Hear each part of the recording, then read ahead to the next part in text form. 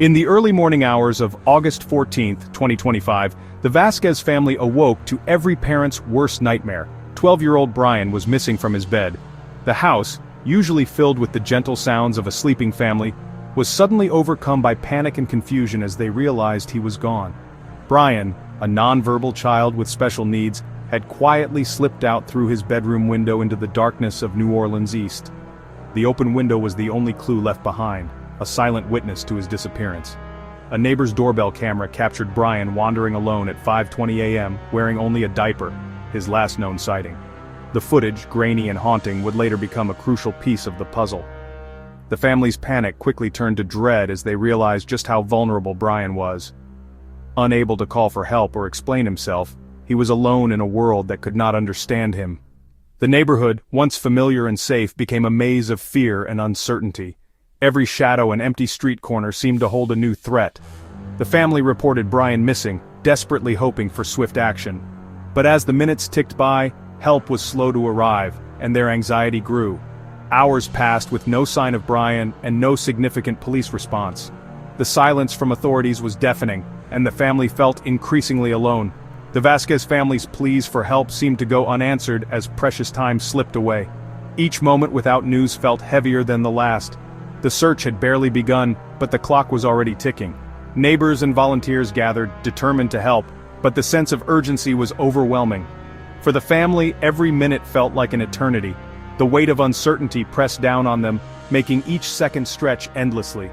The disappearance of Bryan Vasquez would soon grip the city, raising urgent questions about how such a tragedy could happen in their own community. The story was spreading and concern was growing. The story was just beginning, and the stakes could not have been higher. For the Vasquez family, hope and fear now walked hand in hand as the search for Bryan continued. News of Bryan's disappearance quickly spread, sending shockwaves through the city and leaving everyone on edge. Within hours, the New Orleans community mobilized, determined to help in any way they could. What started as a family's crisis soon became a city-wide mission. Local, state, and federal agencies joined forces, pooling resources and expertise to aid the search. Volunteers and officers scoured dense woods, marshes, and winding canals, braving sweltering heat, thick brush, and treacherous terrain. The United Cajun Navy brought in boats and thermal drones, hoping advanced technology could spot Bryan even in the most hidden corners of the wild landscape. For nearly 2 weeks, search teams worked tirelessly, combing through fields and waterways, their presence a constant reminder of the missing boy and the community's resolve. Flyers flooded social media feeds and neighbors banded together, organizing search parties and distributing information door to door. The city united in hope, gathering for vigils and holding on to the belief that Bryan would be found safe. But as the days dragged on and search areas grew quiet, hope began to fade, replaced by a heavy sense of uncertainty.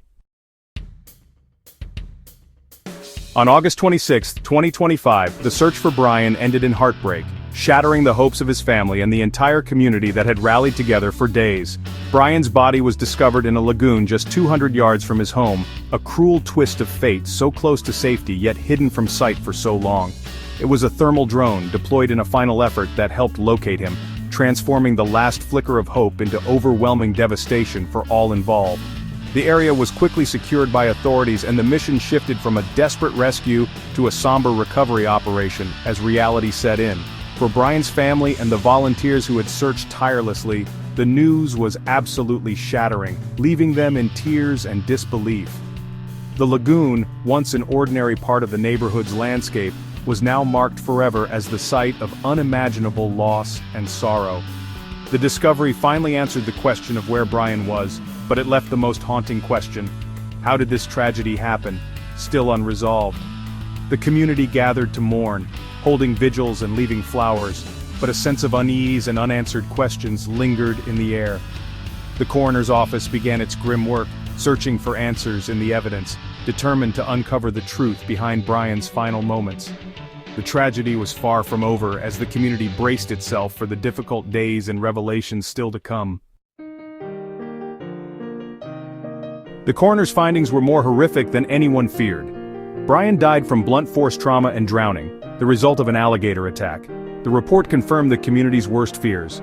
Bryan had encountered a deadly predator in his final moments. The news shocked the city and deepened the family's grief. Bryan's death became a stark reminder of the dangers lurking in Louisiana's waterways. Officials renewed warnings about alligator safety, especially near residential areas. The investigation continued, but the cause of death was clear. The search for accountability had just begun. Bryan's death cast a harsh light on the New Orleans Police Department's delayed response. A 5-hour gap between the family's 911 call and police action sparked outrage and demands for answers. Could a faster response have saved Bryan? The question haunted the city. An internal investigation was launched to uncover what went wrong and prevent future failures. Police procedures came under scrutiny, and the family endured further distress as investigators followed protocol. Bryan's tragedy became a catalyst for change, exposing weaknesses in emergency response. The city mourned, vowing to protect its most vulnerable. The hope that lessons learned would prevent another tragedy like Bryan's.